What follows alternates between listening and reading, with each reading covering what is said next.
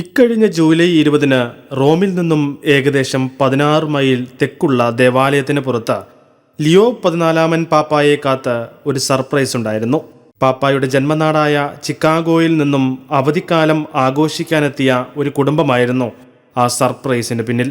അൽബാനോയിലെ saint പാൻക്രാസിലെ cathedral ബസിലിക്കയിൽ അർപ്പിക്കപ്പെട്ട കുർബാനയ്ക്ക് ശേഷമായിരുന്നു Chicago സ്വദേശികളായ മാർസലും ആൻ മുനോസും അവരുടെ 3 കുട്ടികളും പാപ്പായെ കണ്ടുമുട്ടുന്നത്. ഈ നിമിഷത്തിൽ ദ പോപ്പ് എന്നെഴുതിയ ഒരു ടീഷർട്ട് അവർ പാപ്പായ്ക്ക് സമ്മാനിച്ചു. സമാനമായ എഴുത്തുള്ള ടീഷർട്ട് ആ കുടുംബവും ധരിച്ചിരുന്നു. പാപ്പ വളരെ കൗതുകത്തോടെ ടീഷർട്ട് നോക്കുകയും അത് സന്തോഷപൂർവ്വം സ്വീകരിക്കുന്നതും ദൃശ്യങ്ങളിൽ കാണാം.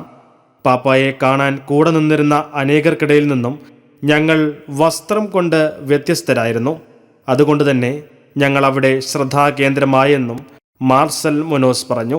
മാർപ്പാപ്പായെ തൊട്ടടുത്ത് കണ്ടതിലും അദ്ദേഹത്തോട് നേരിട്ട് സംസാരിച്ചതിനും ആശീർവാദം ലഭിച്ചതിലും ആൻ മുനോസ് സന്തോഷം രേഖപ്പെടുത്തി.